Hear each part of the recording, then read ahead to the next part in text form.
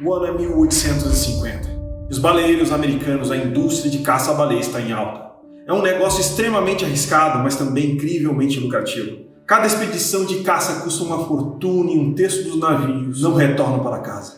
Mas bem-sucedidas as viagens estão voltando. O investimento inicial retorna 10 vezes. Então as pessoas ricas começam a fazer apostas em diferentes baleeiros para diversificar o risco e o plano funciona. E muitos dos investidores ficam ricos. Mas eventualmente a América para de usar óleo de baleia e passa a usar petróleo. John Rockefeller é o maior vencedor durante a corrida do óleo e torna-se a pessoa mais rica da história.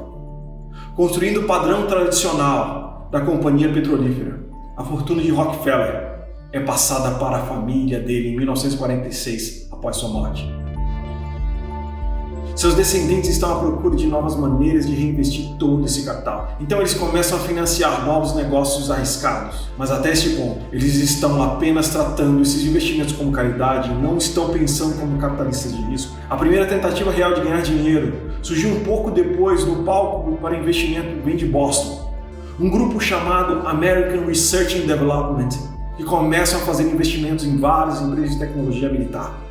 É uma boa prova de conceito. Porém, para receber investimento, as empresas tinham que disponibilizar acima de 70% da sua empresa e perder o controle para receber o investimento. Pior ainda, o fundo de investimento está definido como uma corporação em vez de uma parceria, o que leva a todos os tipos de dores de cabeça legais, inclusive evasão de divisa do fundo de comissão valores imobiliários. Mas do outro lado do país, alguns corretores de São Francisco estão formando um grupo para investir em startups de tecnologia. Eles precisam de um nome, então se denominam de O Grupo. Felizmente para eles, são melhores em investir do que em criar marcas. E sendo fundador do grupo, pode tornar $15 mil em $1 milhão, investindo em uma empresa que fabrica gravadores e tecnologias de log. Porém, isso não duraria muito, pois nos anos 60, as pessoas perceberam que o futuro era digital. E tudo digital requer chips semicondutores. Agora, naquele tempo, todos os bons engenheiros estavam trabalhando para William Shockley. Shockley está administrando uma empresa de semicondutores chamada Shockley Semicondutores. Mesmo sendo uma marca bem criativa, Shockley é um péssimo chefe. Então, 8 dos seus mais brilhantes funcionários decidem traí-lo. Assim saíram da empresa. Felizmente, há um novo investidor de risco na cidade chamado Arthur Rock. E ele diz: vamos chamar esses caras, os 8 traidores, e depois damos dinheiro para eles para iniciar a Fairchild Semicondutores. Isso parece realmente promissor. E eles então, finalmente, fazendo chips de silício no Vale do Silício. E agora o governo dos Estados Unidos identifica uma nova oportunidade. Veja bem, é a Guerra Fria. Os Estados Unidos precisam de tecnologia de ponta para vencer a corrida espacial. Então eles iniciam subsidiando fundos de risco conhecidos como pequenas empresas de investimento. Isso não funciona, pois já que cada fundo tem que investir não mais que $450 mil. E eles não podem dar mais de $60 mil para cada uma das startups. Ninguém queria trabalhar sob essas limitações governamentais que o setor privado impôs a eles. Para intensificar o preenchimento dessa lacuna, Arthur Rock, que estava com 8 dos traidores, faturou $700 mil e provou que estava certo. Isso convence cientistas talentosos a deixarem seus empregos e começar algo novo, que pode levar a uma grande inovação. Veja, Rock entendeu algo que ninguém nunca tinha feito. Mesmo que a maioria dos novos empreendimentos fracassasse, uma grande descoberta cancelaria completamente todos os erros. Ganhos normais são o que a maioria das pessoas espera quando pensa em resultados prováveis. Você conhece o conhecido, mas o investimento de capital de risco segue uma lei potencial, com uma curva bem extensa de grandes vencedores. Essa pequena mudança de mentalidade mudaria drasticamente a forma como novos negócios eram financiados. É ainda 1968, mas o modelo de Rock já está funcionando. Ele acaba tendo retorno em mais de 22 vezes sem investimento inicial, o que foi suficiente para superar o desempenho de Warren Buffett. Na época, Rock percebe que a lei potencial é extremamente poderosa Ninguém está pensando em investir em startups em estágio inicial. Dessa maneira, então ele repete a fórmula e ajuda 2 membros dos 8 traidores a iniciar a Intel. Rock não conseguiu ficar no topo para sempre. No entanto, 2 novos capitalistas de risco acabam entrando na festa e tudo está prestes a mudar. É 1972 e 2 grandes empresas de Venture Capital lançam fundos Sequoia Capital e Eugene, de Don Valentine, e Kleiner inicia a Kleiner Perkins. Ambos trabalharam na Fairchild Semicondutores. Em primeira mão, o modelo de empreendimento de capital pode dar uma carga total em novas tecnologias. Mas há uma grande questão neste momento. Os fundos e as startups devem trabalhar juntas. Tradicionalmente, os Venture Capitals tinham apenas seus cheques, então liberaram seus engenheiros para construir. E bem, Sutter Hill quer testar essa teoria. Então, em 1973, eles criam um modelo que combina o talento ao inventor com um CEO vindo de fora para ajudá-los a construir um negócio. Este modelo parece estar funcionando. Então, Don Valentine financia a Atari, que tem a tecnologia de jogo incrível, mas é basicamente uma bagunça completa no lado dos negócios. Kleiner Perkins também quer ter mais braços. Então eles constroem, atendem computadores dentro de casa e em seguida se transformam em uma startup independente. Mas há claramente mais no Vale do Silício do que apenas chips de computadores de silício. E Kleiner Perkins sabe disso. Então eles financiam a Genentech para comercializar a tecnologia de recombinação genética. Um empreendimento super arriscado. Mas investindo lentamente, um estágio de cada vez, Kleiner acaba construindo um novo modelo de negócios que demanda intensivas injeções de capital.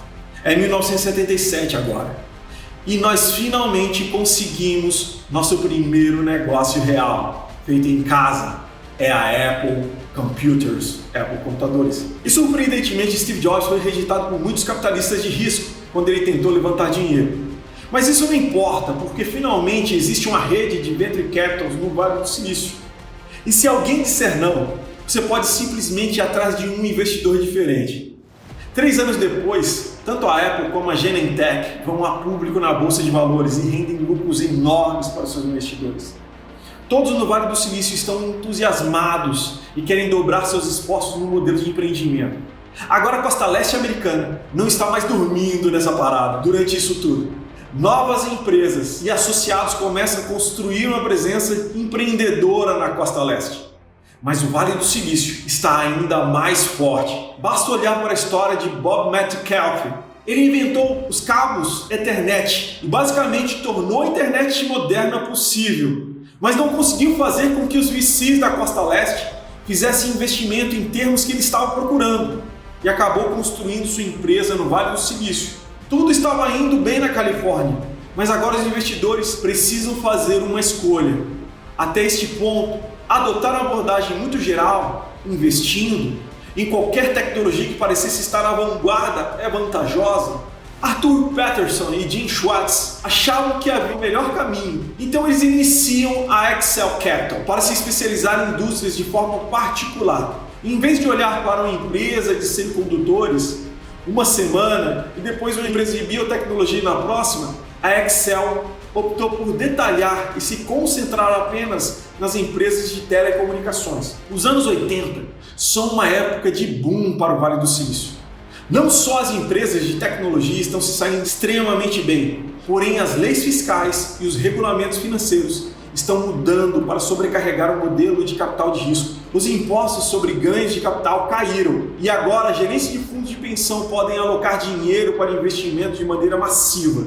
Isso leva o tamanho total dos fundos de Venture Capital a quadruplicar em 12 bilhões de dólares em apenas 6 anos. Os VCs têm mais dinheiro agora e estão se tornando muito mais poderosos. E a questão de quanto controle os investidores devem ter sobre as empresas que eles financiam surge novamente. E é 1987.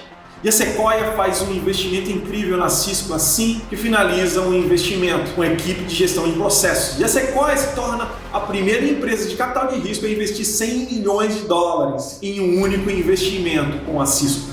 Mas isso acabaria mudando a maneira como os fundadores pensam sobre manter o controle no futuro. Com os ciclos do Vale do Silício, as coisas realmente começam a esquentar.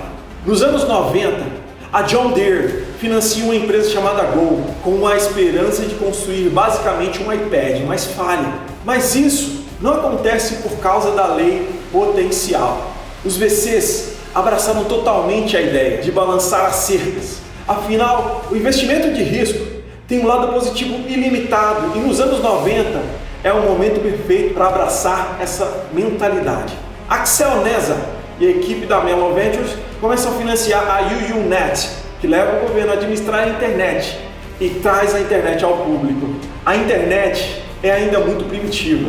Nesse ponto, porém, a Netscape puxa o financiamento da Kleiner Perkins para construir um novo navegador web. Ainda há um grande problema com a internet, embora seja difícil encontrar coisas. Assim, em 1995, a Sequoia investe no Yahoo e o mercado mecanismo de busca começa a crescer. Todos no Vale do Silício podem ver quão importante é a pesquisa e ela será internacional.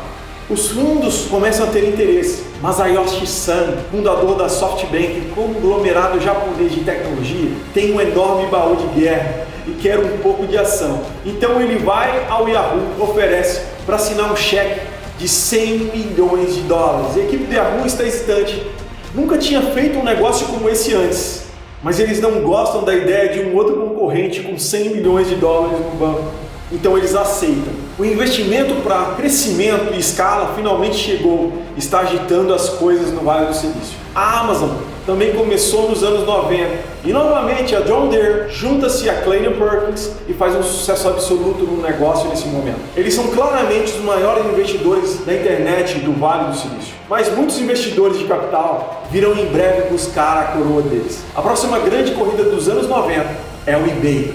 O site de leilões está crescendo exponencialmente e Bob da Benchmark Kaggle faz um investimento inicial incrível.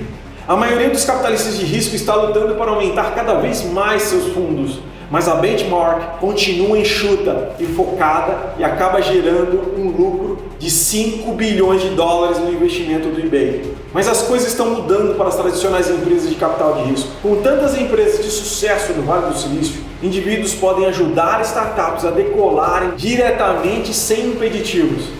Agora o Google é uma das primeiras empresas a aumentar o dinheiro de investidores anjos. Mas quando Sergey Brin e Larry Page levaram um total de 1 milhão de dólares sem nem falar com o Venture Capitalist, estava muito claro que o cenário estava mudando. 1999 foi de certa forma o alvorecer do fundador da tecnologia totalmente capacitado. Larry e Sergey eram engenheiros, mas eles ditaram termos agressivos tanto para Kleiner Perkins quanto para Sequoia, quando levaram seu investimento Série A. Essas duas rivalizavam por empresas, pois queriam a rodada de investimento de maneira exclusiva. Mas os fundadores do Google sabiam que tinham influência e eles exploraram isso. Uma das coisas mais difíceis sobre construir um novo negócio é atrair talentos. Pequenas startups não têm dinheiro para superar empresas maiores em salário, mas em opções de ações. Fornecer uma solução para esse problema, de repente, há um talento engenheiro que poderia essencialmente receber uma grande participação acionária no negócio, tudo com zero de responsabilidade fiscal. As opções de ações foram combustível para o fogo da inovação no Vale do Silício, mas o segredo sobre o poder delas estava lá fora. E não demorou muito para que a Goldman Sachs o levasse para a China, enquanto financiava um site de comércio eletrônico, Alibaba. Agora é o novo milênio e as empresas de internet atingem um ponto de virada. As pessoas estão surtando com o bug do milênio entre 1999 e 2000. Erros de computador e a atenção na tecnologia está alcançando novos patamares nessas empresas. Agora temos 104 bilhões de dólares sob gestão, mas as coisas estão prestes a ficar complicadas durante a bolha das .com. De repente, todos percebem que, embora essas tecnologias sejam incríveis, simplesmente não há pessoa suficiente usando elas. E os números não sobem. E o estouro das bolhas.com acontece. O mercado vende suas ações e não se importa mais com essas empresas. Porém, os investidores inteligentes percebem que essas novas tecnologias acabarão vencendo. Então, os grandes jogadores começam a se ajustar. A SoftBank acaba fazendo uma fortuna no Alibaba, o que compensou suas perdas tecnológicas nos Estados Unidos. E a Tiger Global se torna o primeiro fundo hedge a se transformar em startup de investimento. Alguns anos após o estouro das .com, a tecnologia está de volta aos trilhos. O Google torna-se público e, curiosamente, eles usam uma estrutura dupla de classes de opções que garante aos fundadores permaneçam no controle para sempre. Está ficando claro que grandes fundadores são capazes de pensar em décadas e planejar um crescimento extremo a longo prazo. Então, em 2005, Peter Thiel lança o Founders Fund, com a missão principal de apoiar fundadores de longo prazo. É uma abordagem diferente do empreendimento tradicional de capital, mas ele não é o único a desenvolver novas formas de construir startups. Paul Graham e Jessica Livingston lançaram a Y Combinator. Inicialmente, cria um modelo de incubadora de startups. Seu plano é simples, de descobrir fundadores promissores antes dos fundos de investimento e se concentrar em indivíduos altamente técnicos. E o Facebook também está começando a mudar a forma como o Vale do Silício opera em meados dos anos 2000. Se você quer saber mais sobre a evolução agora do Vale do Silício, assine no canal e eu te espero no próximo vídeo da continuação da história do Vale do Silício. Um grande abraço!